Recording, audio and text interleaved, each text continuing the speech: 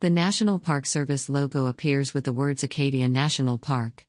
Bar Harbor, Maine. National Park Service. U.S. Department of the Interior. Words appear. Would you rather be a fire lookout or a lighthouse keeper? #WriteOut, writing prompt.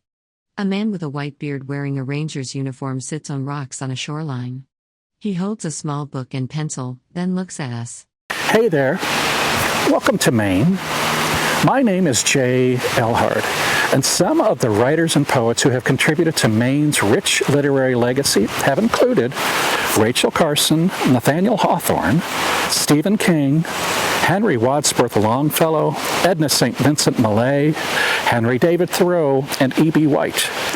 Maine is also the home of Acadia National Park. An illustrated map of the United States appears with the words Acadia National Park.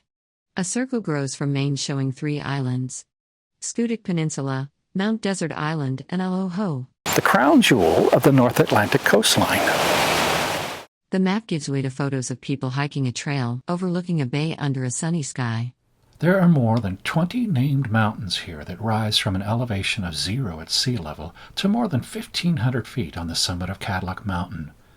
That's the highest point within 25 miles of the Atlantic shoreline, anywhere between Nova Scotia and Mexico.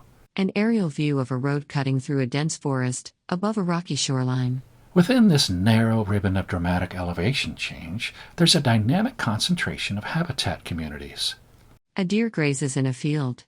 A blue heron stands in a body of water. More than 40 species of mammals and 300 bird species are documented here.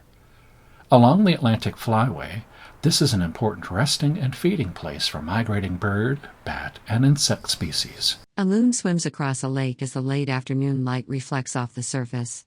Next, a waterfall is visible through the arch of Stone Bridge. For the purposes of our writing prompt, it's important to note that with this much elevation change, Acadia is just the kind of place that can have a fire tower perched on a mountaintop within a few miles of a lighthouse built into the side of a cliff at sea level. So here's our prompt. Would you rather be a fire lookout or a lighthouse keeper? A blanket of stars in the night sky above a fire lookout station. Is it easier to imagine yourself stationed in a tower high atop a remote mountain in Maine, surrounded by trees, lakes, and streams, waking to birdsong, gazing out at views that stretched past the ends of the earth? Views of a black and white lighthouse with a large red beacon. Or is it easier to imagine yourself stationed at the very edge of a vast ocean, swept up in sunsets and epic storms, scrambling among jagged rocks and delicate tide pools, enjoying the company of passing ferries, yachts, and lobster boats? Next, what kind of story can you imagine for the lead role and location you chose? A young man looks out of the lighthouse. How will your character change in response to being here? Finally, imagine a conversation that a fire lookout and a lighthouse keeper might have one day if they happened to meet by chance somewhere in the middle. Sunlight glitters on top of small waves. How would you have them describe their world to someone who had never been there? Jay on the beach. I hope you get a chance to experience Acadia for yourself one day.